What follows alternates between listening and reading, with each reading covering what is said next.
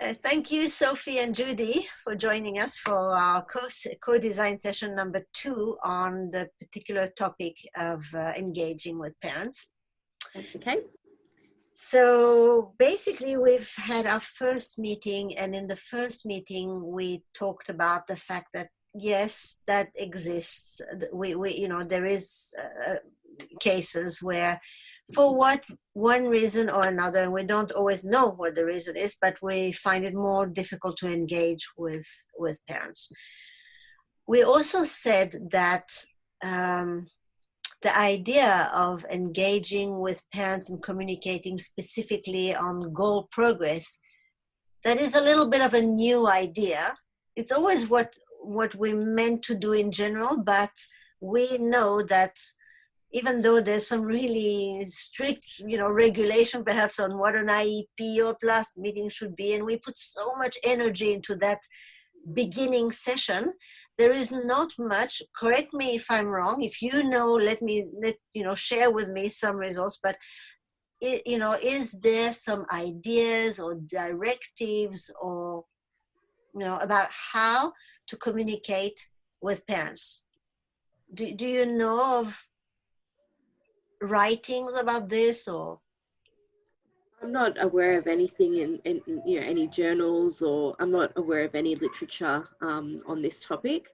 And I know you've searched extensively as well. And if you haven't been able to find anything, then it could be something that's not empirical like research, but it could be something that is written, like in New Zealand we have the New Zealand Gazette, which is what all educators read. You probably have something like this. There could have been an article in there some time ago, and that's also good. I would have liked to see it. Do you know of?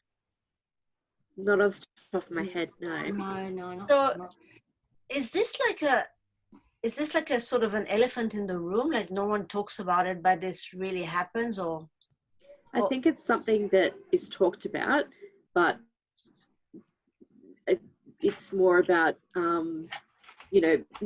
teachers talk about, the challenges with parent engagement, but not what to do about it. It's just kind of something that's an issue, but it's kind of accepted, that's it is what it is and can't do anything about it. There's not, as far as I know, a lot happening in how we can change this. Mm-hmm.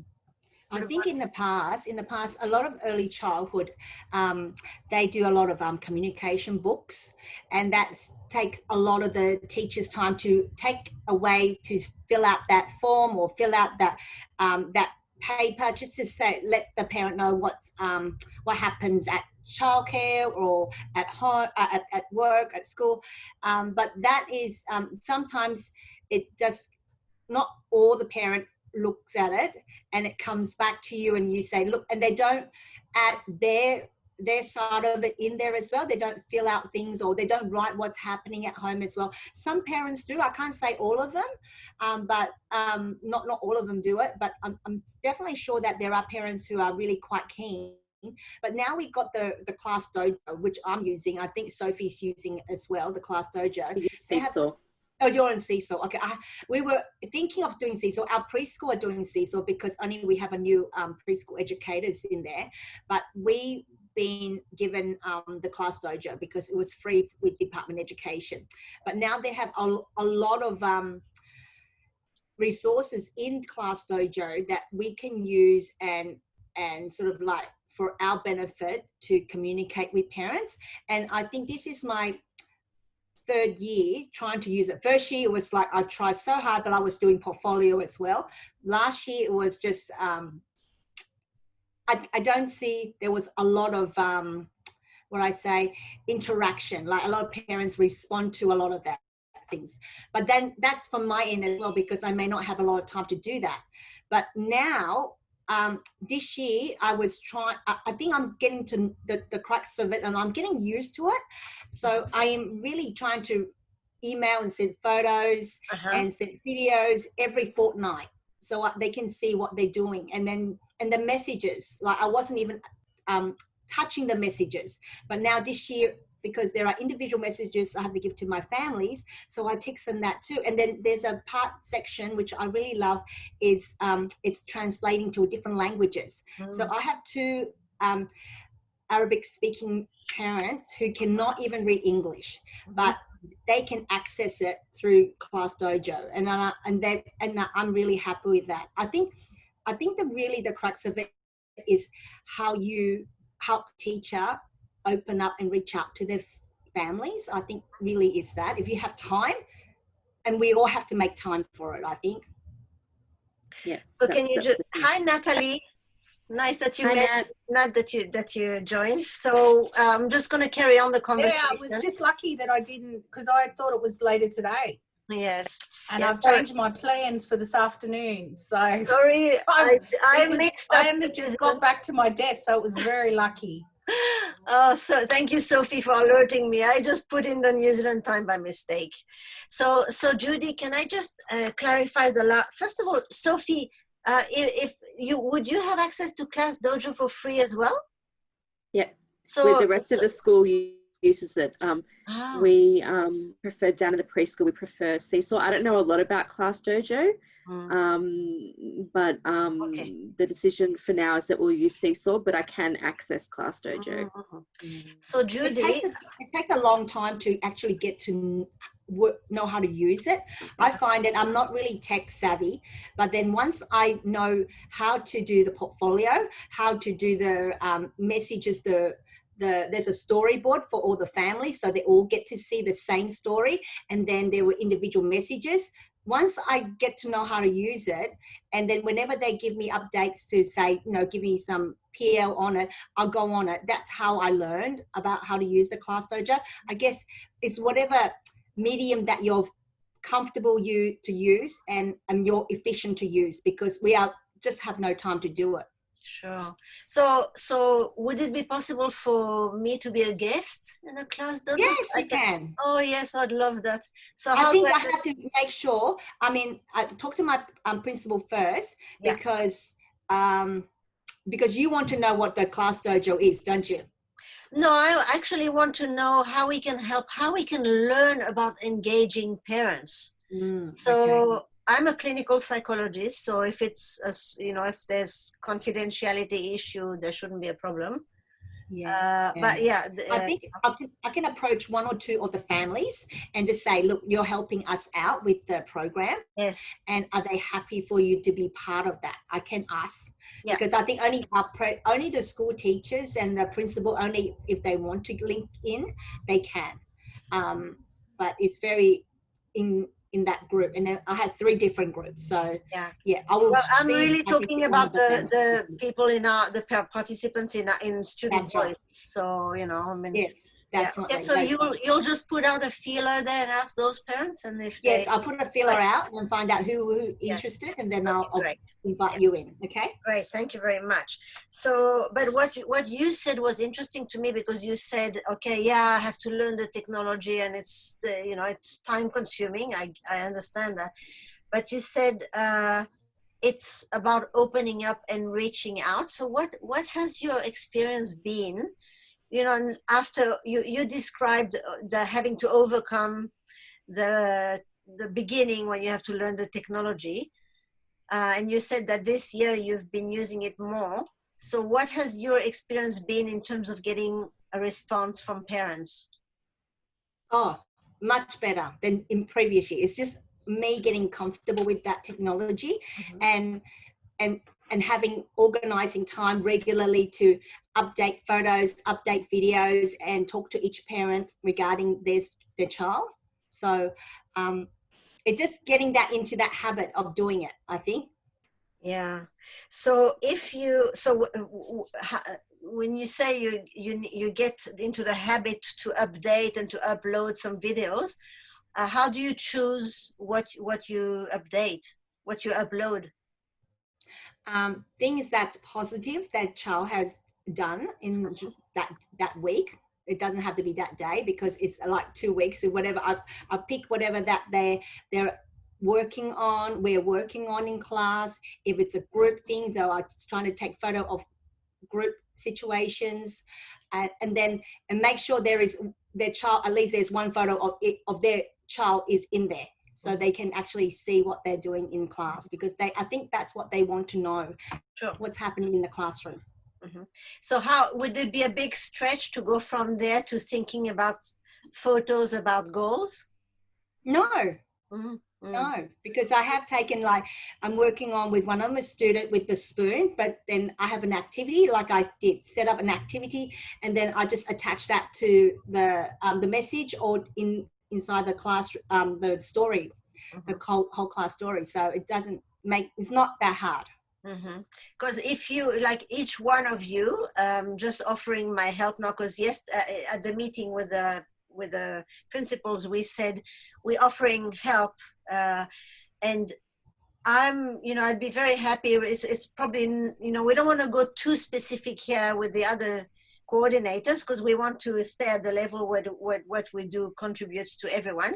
But if you want specific, like I came to your IEP meetings, through Zoom, I'm happy to do that with you also one-on-one, and just think about situations that, how to photograph something, because I'm just interested in the logistics of how could we, basically we need to get to parents, A, interested, and B, to respond. Firstly, to respond to you, and third, as you said, Judy, what, and Sophie also mentioned that before, what are they doing with those goals at home?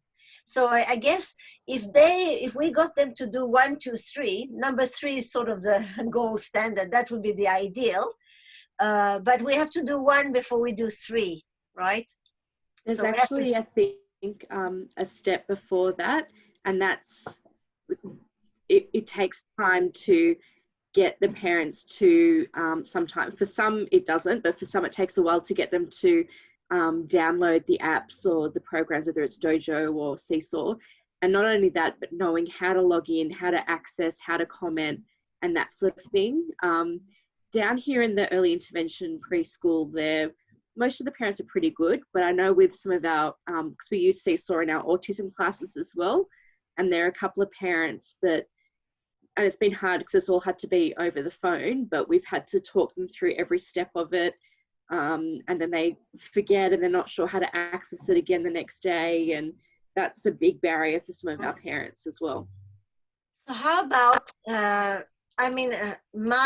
from my knowledge, there's sometimes one parent that stands out, like uses it more.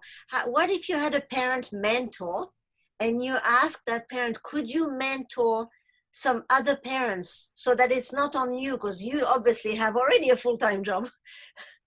So Annie, sorry, like our principal has said, like, we don't want the Dojo or Seesaw or anything. We're basically, we have the school zine, we have Facebook. Sorry, you have what, school zine? School zine, it's like it's the school newsletter gets emailed out through school zine. We do a couple of notifications, but we sort of found out when we started to send permission notes and different things in school zine, they actually deleted themselves from it so that they weren't receiving anything, because it seemed like they were getting too much. We do have a lot of parents following us on Facebook, but yeah, we're not going down the path of those seesaws or anything, and basically rely on the communication diary, a newsletter, and the Facebook school page. So following on from what you're saying, which of these channels would be the most appropriate to talk to a specific parent about the specific goals of their child? Communication diaries only. Okay. So would you like to work together to see how we can develop this? Because we do it all the time anyway. We're doing it daily with communicating with parents and that. Is it on the goals, Nat, or is that's what we're getting at? Yeah, it's really depending on the teacher and what they're feeding back to parents. Some are quite on top of it and will talk about goals, not necessarily all of them. Parents, you know, with toileting and that, have a lot of goals and will ask about that sort of thing. So if that is one of their goals, then yes, they're doing that. But I mean, because we do have, it's minimal. It's probably like 10, 12 parents that pick up kids here now. And most of them would be kindy. Otherwise, they're all on transport, and it's all through communication diaries. So it's, communication is hard.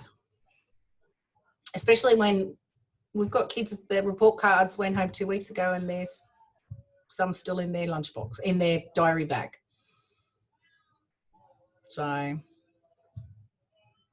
it's just the nature of the school. It's an ongoing since I've been here, communication with parents. Yeah, it's not even just Chalmers. It's here as well. Like we've got, you know, parent-teacher interviews across the whole grade up to year 6, the whole school up to year 6, and you know, the parents who have put their hand up for an interview are kind of the parents of the kids who are doing really well, and you know, there's not a lot to say about always the same ones, but the ones that the teachers want to talk to, they don't engage. And there are teachers, they have to call them individually to say, you know, let's have a parent-teacher interview, and then they do book one and the parents don't answer the phone, or they don't show up, or they, you know, it's a problem across. I actually thought, considering we were having like Zoom, so people they didn't even have to, they could do it sitting in front of their phone, still couldn't do it. Even phone calls, still couldn't get those, and generally the same ones. Yeah, I know. And I guess that's what we're kind of talking about, is what can we do about it? Can we do anything about it? What can we try to see if we can, you know, improve this situation? Because it's not just, you know, one school's facing it. I think, you know, talk to teachers across the whole country, and I'm sure there'd be, you know, whether it's a special school or a mainstream school or, you know, whatever it is. And look, even the working together agreements, I've asked teachers twice to, you know, chase it up and ask for it, and we haven't got any back. They're just the ones that 2 or 3 came back, and they automatically came back. One parent actually sent the wrong document, but, you know, and now they're just not coming back. Yeah, it's just so. Natalie, we agreed last time we spoke that it's not so much about the working together agreement. Oh yeah, no, I've got that, and I've spoken to teachers, and we're getting onto that with selecting goals from their PLSP goals. But you know, my concern being that some parents, we booked in a PLSP night and sent their PLSPs home for them and so we could discuss it. They could have a read and add any feedback or anything. And some of them just signed it and sent it back. Like, do we know if they even read it? Because they didn't book an appointment in to discuss it. And it's just a real frustration of mine that parents aren't more involved. It's like a bit of a pet peeve. So what did you say about the PLSP documents that you mailed them? Sorry, I didn't understand that. We sent them home prior to the PLSP meeting so parents could review goals that we suggested, make any changes, have some input, because it was all a bit different with COVID this time because we were doing Zoom and not face-to-face meetings. And parents didn't book a meeting. They just signed the document and sent it back. Didn't want to make any changes, didn't want any input, just went, yep, okay. I think we need to I think one of the key steps we have to work out is why parents aren't engaging. Yep. I mean, from my experience, there's a few main reasons. Some are just really burnt out and just, you know, are not coping in general. They want to send their child to school and then, you know, that's kind of 6 hours of respite and then, you know, that sort of thing. There are parents who don't have the confidence to be able to engage, whether it's they're not confident with speaking English, whether, you know, it's a cultural thing or, you know, whatever that might be. And I mean, there are some parents who think that they don't, like you kind of have parents who say, oh, you're the teacher, you're the expert, you know everything, we agree with everything. So you get that sort of thing as well. And I think some parents underestimate their children. Yes. and they don't want to Without a put doubt. pressure on the kids. They just want them Yeah. to be happy. Like, Without a doubt. if they're Yeah. at school and they're playing with friends, that's good. You know, they don't want, Yeah. you know, so and like I said before, the one thing with Zoom is parents could see stuff that their kids were doing and they were quite, but again, these are the parents that would come to the PLSP meetings. It's the other ones that we've really got to get in and involved. Yeah.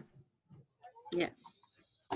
Sorry, that is a real pet peeve with me, the lack of parent involvement. It's a big challenge. And I think, you know, what we're trying to do here is to increase parent engagement. I think fantastic.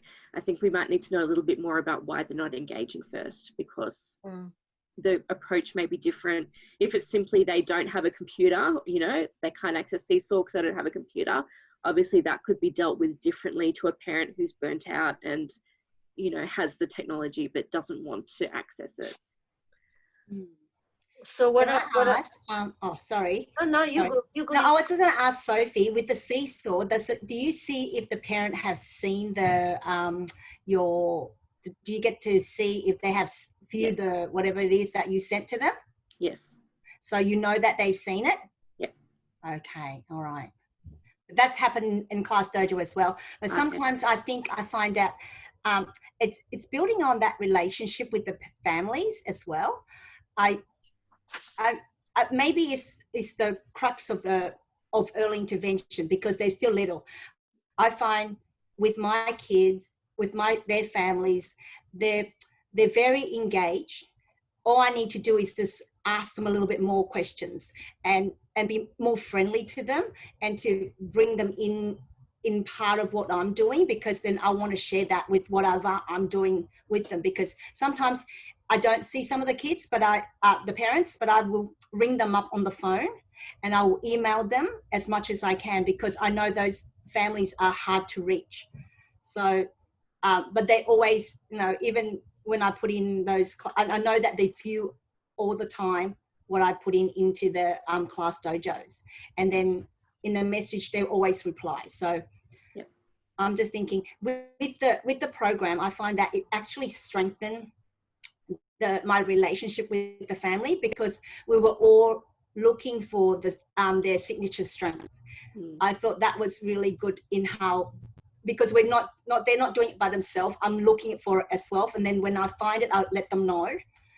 I know with our parents, they do view the Seesaw posts and all of that. It's the responses that we don't get. Like, we can see they've viewed it. They might say, you know, I'm happy to see this, or they'll, you know, say a nice comment, but to get the information from them about how the goals are happening at home, not really happening. And again, it could be for a variety of reasons. Maybe they don't feel confident to talk about it. Maybe they're, burnt out and not working on the goals at home and want, you know, us at school to work on it. There's probably a variety of reasons, but they're pretty much all of our parents will view Seesaw posts. They don't necessarily reply to messages, most probably due to an English thing. So that in that case, we ring with an interpreter, but they do view like photos and videos and things that we post. So Sophie, to carry on what you were saying before, do you think that you would have a way to find out why the parents are not engaging? Because you said there might be a variety of reasons. Do you think that that's one possibility that you'd like to go down to find out? It could be, and I think if I asked them, I don't think, depending on what the reason was, I wouldn't necessarily get an honest answer. Most parents are not going to say, yeah, I'm really burnt out, I'm not coping, because they might be ashamed or scared, or so it would probably have to be some sort of, you know, anonymous survey or something like that. But again, you've got parents who will answer those questions and do the survey. Then you've got the parents who won't engage with the survey. So I think the results would be skewed again, because the parents who are engaging would be the most likely to answer the survey. So that's kind of the tricky part. So you know, I'm interested in what Judy said, because Judy said that there's a couple of instances where you can build on the relationship, because I think it's the same for probably, you know, just not just parents, but who you speak to. if you send a message to someone, if they answer you or they don't answer you, is probably a factor of the relationship as well. So I understand that not everyone is keen to develop a relationship, but necessarily. But I'm curious that Judy has sort of tried a lot of things, and I really think that the process here is a trial and error until, because I believe that each teacher and each parent is a particular pair that has their own characteristics in terms of communication. So I think it's a little bit of trial and error at the beginning. And what Judy was describing, isn't it, Judy, is the process of trial and error until you find something. So when you talk about the trial and error, what would you say gut feeling, what is the percentage of parents who, after all you tried, definitely still won't engage? Is it actually just as for the purpose of our discussion here? Okay, I have to be honest, I think they're all very engaged. Okay. I would say 100%, because okay. By the time I know there's two, even without the language, they will reply on the Class Dojo in it, because it translates from Arabic to English as well. So I know they are replying.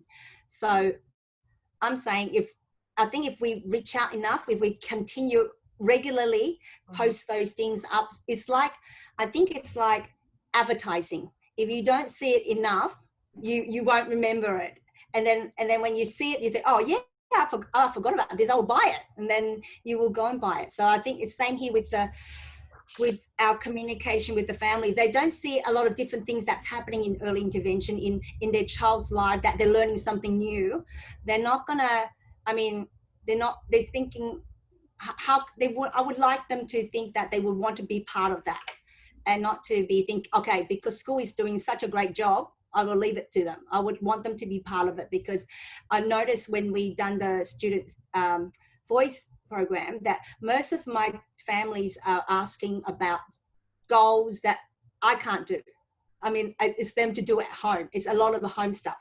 So I thought, okay, that's still fine. We still find ways of working around that at school, but I have to assist them what they do, assist and help them to do what they can do at home. And that was something that was new to me. And I thought, okay, I don't do home visits, but because of the Zoom, I see what they were doing. And I said, look, let's try this and see what happens next time. And then it may not work.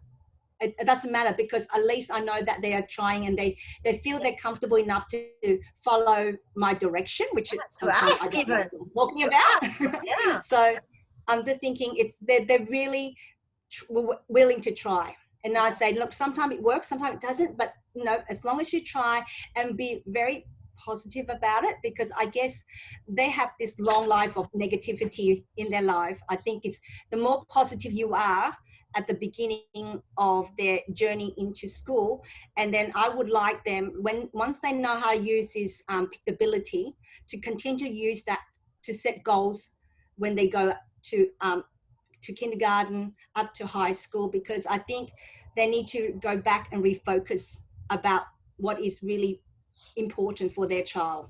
And when I first got in here, I thought the choice is the voice. So as soon as we reminded that if we give our children a choice of something of even two, they are already voicing what they need. And now I think that's what we're promoting in early intervention. And I'm hoping that will continue with their families when they go home, or when they go to school next year, is to use that, give them the choice of allow them to have a choice, not making it for them all the time.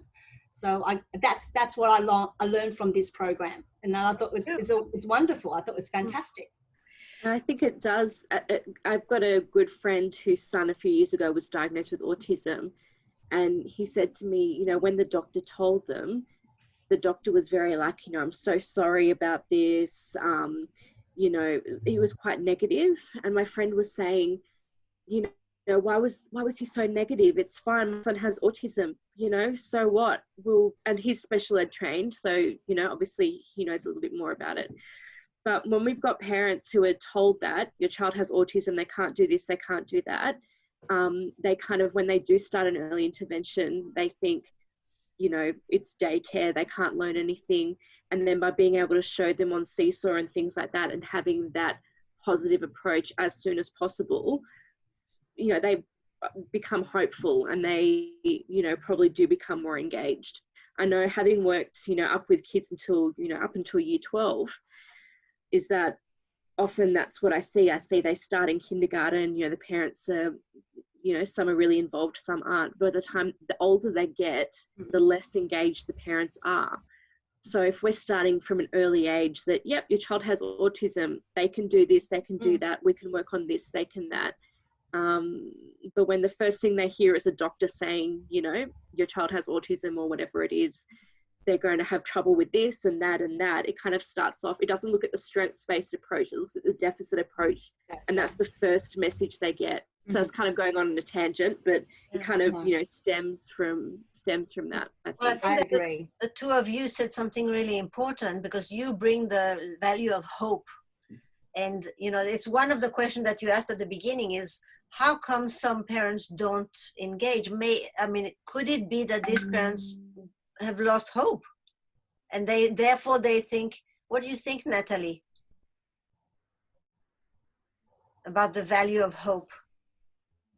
Well, sorry, it's crazy in the background here at the moment, but I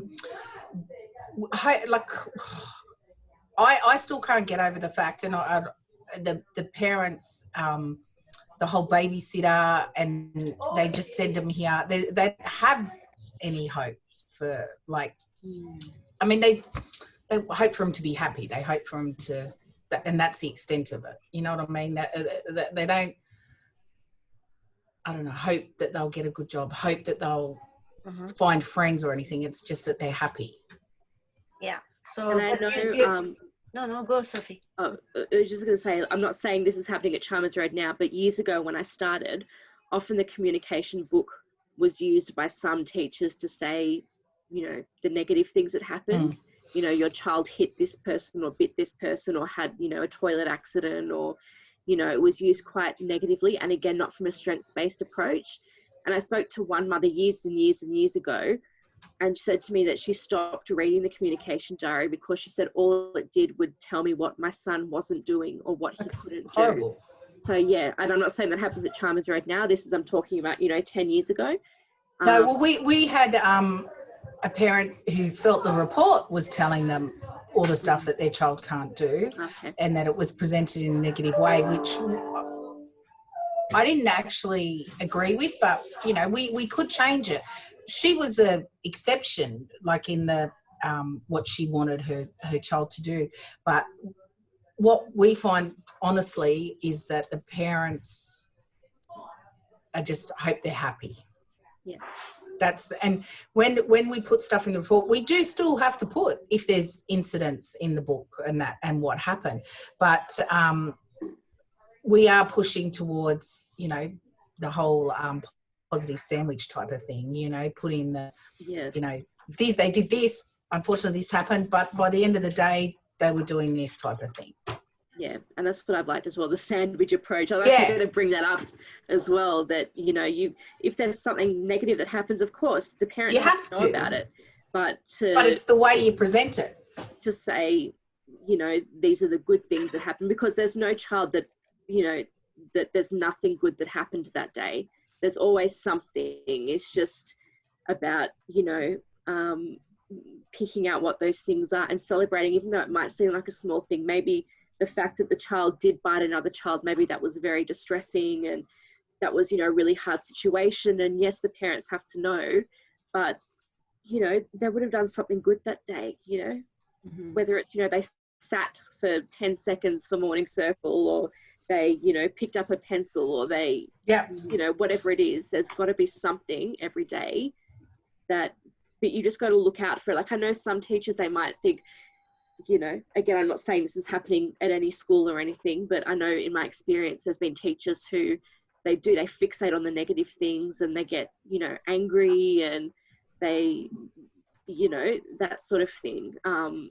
I also, sorry, Soph, I also think you can sometimes get the others, the that aren't honest with parents, Yeah. so that when something big happens and parents are called in for a face-to-face, they're not aware of the things that have been going on. So the communication has to be honest. Yeah. That's why you have your good and your bad. It can't all be good and it can't all be bad, because no parent wants to hear that. No. But I find that if you're positive enough, when something bad goes worse down south, the parent were able to accept it better from you and able to tolerate much better, because you had that already built that relationship with the parent, and because it was a one-off thing. They won't like a bite that has happened last week.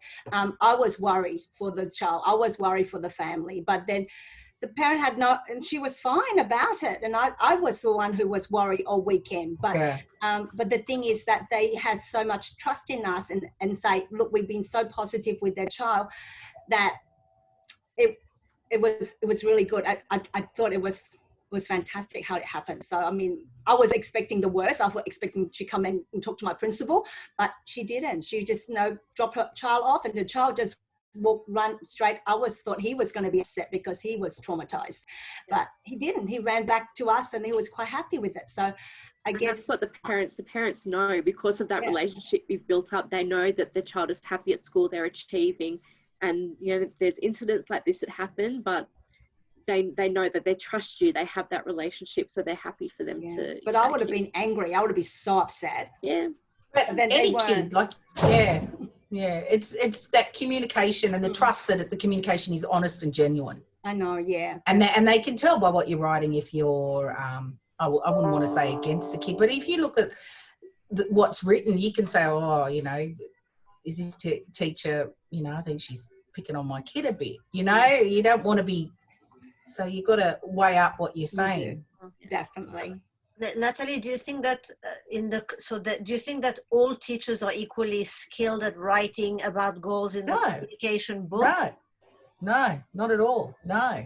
Could we work? And we have such a high, just speaking in Chalmers Road now, we have such a high turnover rate. 2 teachers different this term to last term. We've got 2 new teachers in. We've got 11 classes. And 2 of them are new, so it makes it hard. And new teachers, new to special need, whatever, they've got to get used to. Whoever's calling Kate Waters now, we're still outside for lunch. Sorry. So it's all got to get. Can we have Julian head in the office, please? Sorry, it's all got to get. Oh my God, this is insane. It's just a crazy day. It's got to be. You're gone. Not all teachers are equally skilled at it. No. So with the changeover and all of that, we have such a high staff changeover. So then they've got to build that trust to communicate, and who knows if they're still going to be here next term. Mm-hmm. So building on that, is there like a subset of a few teachers who are particularly good at communicating about goals in the communication book, so that we within the school there would be, and again it comes back to the same parents that are asking, we're toilet training at the moment, how are we going, and they're asking and they're having those discussions. And again it comes down to the same parents that do communicate with the school, do PLSPs. So we've got parents that lose the diaries. And I say parents and diaries, because it happens. Parents who rip out pages from the diary if it's not. Because if they don't like what you're saying, or or they will demand that you change it. So and how's that honest? So Natalie, I think I can see that we're going to have 2 different tactics, because the 2 other schools, they do have a communication platform with the parents, and you only have, obviously, you can't put anything in the schools about a particular goal. No, or Facebook, no. It'd have to be in those diaries. So with you going forward, would you like to have a look at the teachers and / parents who were part of our project, and see if there's even 2 or 3 that we could start with, so that they could show us how do they write in the communication book, and how would they potentially hope to get an answer from the parents? Because I think we need to start with something that teachers could, if you say some of them are better skilled at that, then for them to teach, to share with their peers how what worked, what didn't work. Could you and I think together? Yeah, we can do. Yeah. Yeah, well, I mean, where's my sheet? Hang on, let me put my sheet up for the teams about how many teachers we had, because honestly, I think there's probably only 4 or 5 teachers involved. So, we'd look at including all of them. So I suggest that for the sake of this little group, you and I maybe take this discussion further, because we're now going to be talking about the logistics and yeah. And so you and I could connect with that, because there's just a one way forward that I'm thinking of, unless you think of a different one, really. I mean, I'm just... Yep, that's fine. Okay. And regarding Sophie and Judy, we could carry on a little bit the discussion, because I think that there were some points that they talked about that were really, really important. And these points would actually apply to Chalmers as well, because they sort of, but we're not going to talk specifically about the channel of communication, rather the what to write to engage parents. So Natalie, you and I'll send you an email. We'll meet at a time that's suitable for you, and basically, but for all the 3 schools, what I'm thinking is, we say, I know, we have a feeling to say, oh, there's a group of parents with whom it's not going to work, but let's rather think about trial and error, and trying to get a few positive answers, so that we can learn from these, and we can bring the other teachers, or if we're going to do professional development. So let's just think about the few that we were going to work on, and see if we can switch them over. Is that... in psychology, when we talk about this, we talk about a unique outcome. So even though this is not a general phenomena, if there's a unique outcome, we could learn from it and bring it over to the rest of the group. That's one way of bringing about change when you kind of feel a little bit stuck. So once again, I'm suggesting this way forward, but I would love to hear from 3 of you. Okay. Yeah. Okay. Yes, that sounds good. Okay. So so I take it as a yes also from Judy. So what I might suggest now, so we've decided that I take on board Sophie's concern about, we don't know why some people are not engaging.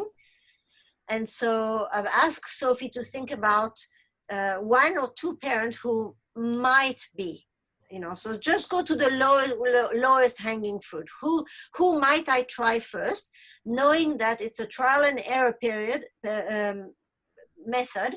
And like Judy said, I keep on trying. I try A, I try B, I try C, I try until I get an answer back.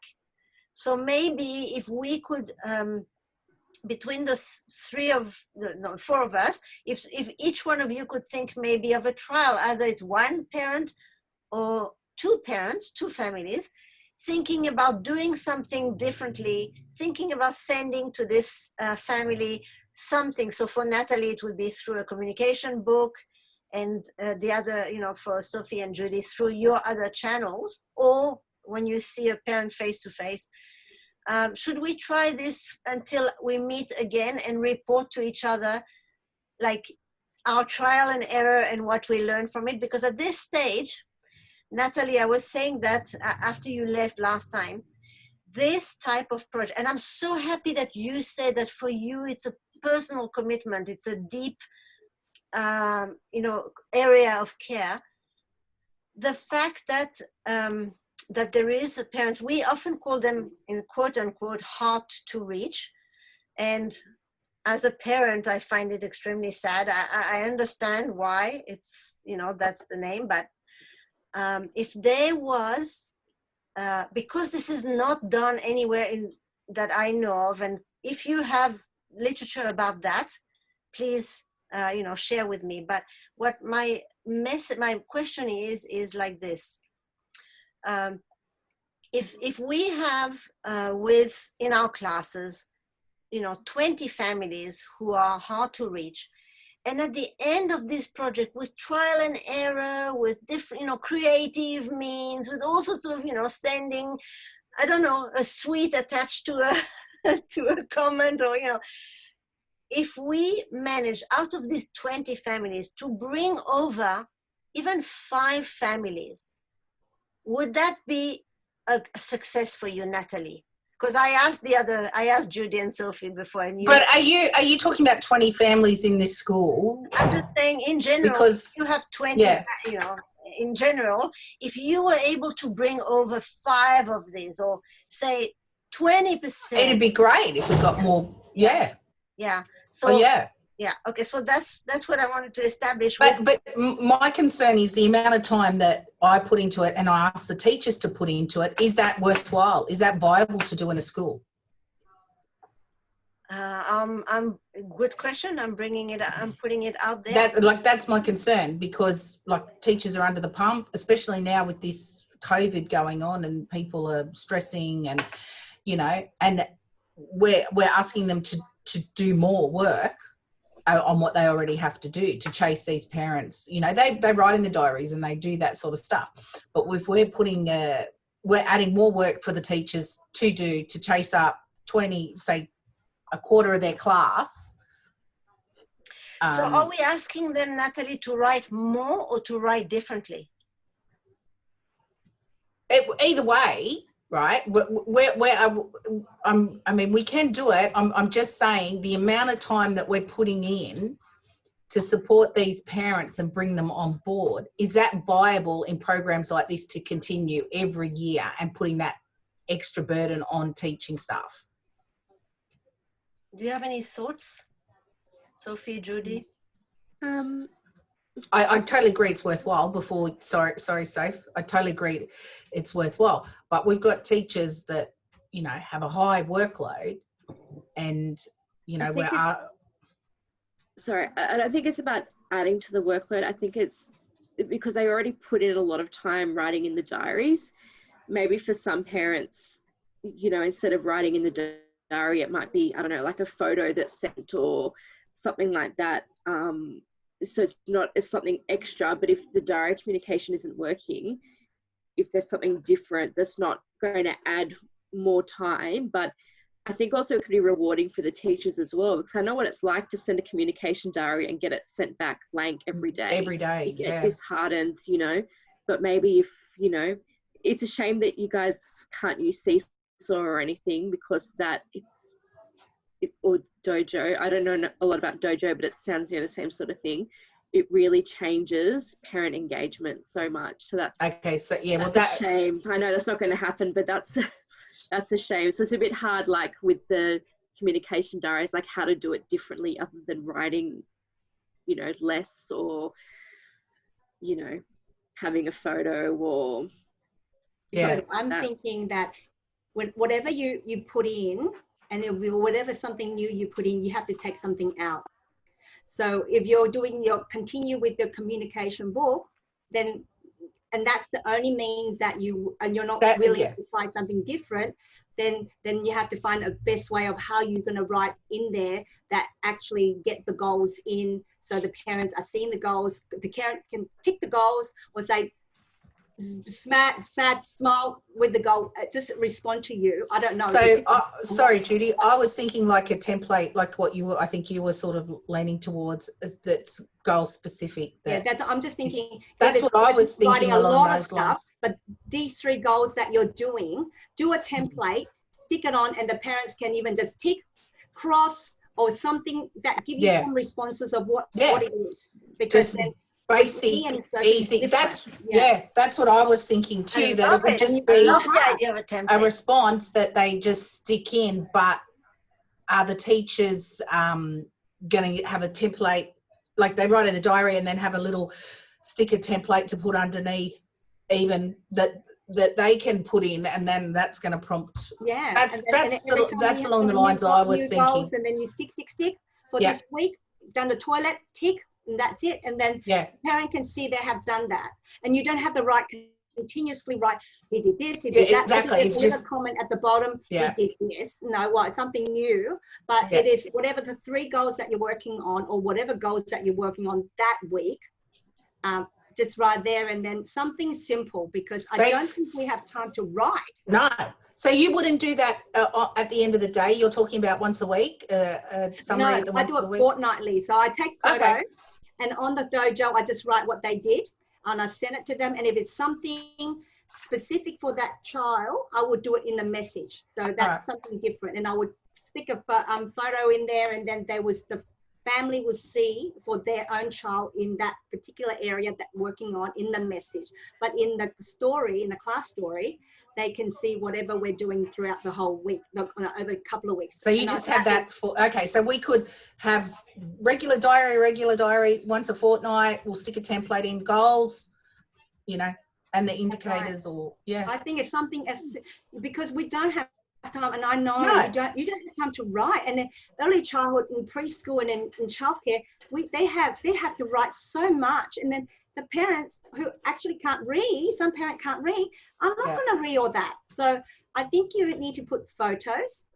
You definitely have to have photos. We do photos in the diaries. For that's parents. Something you need to think about. And even in the workbooks, which goes home at the end of each term. As easy as you don't have time for anything else. So you just make sure easy. And even if your kids are old enough, get them to choose the photo they want to put in there. I think that is their choice. I think that makes that. Then they're willing to take it out of their book, out of their bags, and show the parents, this is what I've done. So I think it can be positive, and definitely would be positive. I think I'm not sure, but no, we can look at doing that. Sorry, I'm just writing down as we talk. You know what? This is such an awesome idea, because we always talk about the plus for the IEP to be student driven. My gosh, you that's the first step, Judy. Get the child to choose what goes, and with this, there will be the motivation for the parent to respond, take it, so there could be different things that the child would choose. And basically, if you think about it, it's very educational. I mean, it would certainly fit one of the goals that you need to do anyway, you know what I mean? I would like to see how many of our kids do it. I could only think a couple that would be involved. Choosing the photo or what they want to show, I think will get a couple higher involvement, but actually going home and taking their diary out to show parents, I think we have a couple that would do it, but not many. Well, even if you do one step, reaching in there to get it. Well, the first step to make a choice about the photo, that is little step forward. You don't know. I mean, the kindy and juniors and that, lots of parents. Yes, right. Yeah. But as they get older, just lose interest. I have to go. Sorry. Yeah, no. I got my other meeting. I think we're doing great. So let's just quickly email each other for next time. Can we just? Do you want to do another? I mean, we said we're going to do some professional development, but I think that before that, if we could, my suggestion is, do you think it's okay for you to choose, say, 2 parents and try something different? Yeah. Would you all? Yes. Okay. So I can do that. And how long would you like to meet again? A week or 2 weeks? You tell me. Well, it'd have to be 2 weeks if we're going to do it a fortnightly thing. If we do it this. Okay. If we send one home this week and then get feedback. Okay, so can we do in a fortnight at the same time? So that's Wednesday. I thought we're going to have a PL on week 4 or week 5. Remember? Yeah, but I think it's a bit too. It's too quick, Judy. I think for the PL, I'd like to be able to report from you guys what worked, because otherwise it's going to be still in theory. So I would. Okay. Yeah. So is the PL for the teachers that are involved, or the PL's for us? Everyone. So when's that going to be? So we had talked about that we want to do this, but what I wanted to do with you is the co-design bit together, so that when we do the PL, we have something that you can present to your teachers about, well, this worked, it didn't work. Because otherwise it's going to be something in theory again, and I think we have to, this is now about being practical. So I'll have to check in with Michelle about that. In terms of? teachers attending another PL. Okay, that's fine. We're offering it, and teachers are happy, can have it, or they could watch a recording if they want to. But in terms of the date to be in 2 weeks, if you and I are going to meet only in 2 weeks, there won't be enough time. So we'll be able to delay that. So how long will the PL go for? We decided that we'd like to do for an hour, and the PL is specifically around discussing strategies to engage parents. So that is the topic. And it's around 3:15 or later, or whatever. It's easier, Natalie. Okay. So we originally suggested the 19th, but if now we are going to meet on the 19th, then I won't be able to meet the 17th, 18th or 19th of August. Okay. Thursday, the 20th? Oh, hang on. No, sorry, the 19th, 20th. I can do the 17th and 18th. Wednesday, Thursday, Friday, I can't do.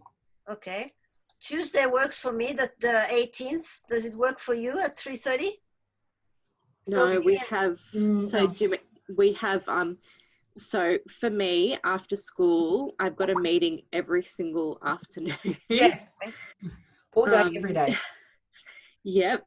So, I mean, this sort of time is good for me, but, I'm off class. So it's easy for me to say that, this is a good time when. Yeah, I'm off class too. Yeah, I'm off class. So that's fine. So I want I could do a 1 o'clock. So Nat, you said you couldn't do the 19th. No, I can't do the Wednesday, Thursday, Friday. I mean, I could do the 18th, but I've got a meeting that starts at 2. So 1 to 2 then. If we did 1 to probably 5 to 2, so I can log out and log into my next Zoom meeting. Very fast. Judy, how are you? Tuesday the 18th, 1 to 2? I'm fine. Thanks. Oh, great. Okay. So I'll send you an invite now. Do you guys want to make a time now for a potential PL that you'd have to tell in advance, or? Yeah, I think it's good to tell them in advance. Okay. Yeah. Yeah. When would you suggest? The week after that? The week starting the 24th? Wednesday's always good for us in the afternoon. So whatever's, Natalie, with your team. We have PL on Wednesday afternoons so we can't at school, so it won't work. And we have Twilight the week 7, so. It's going to be the tricky part, yeah. First week of September? First week of September.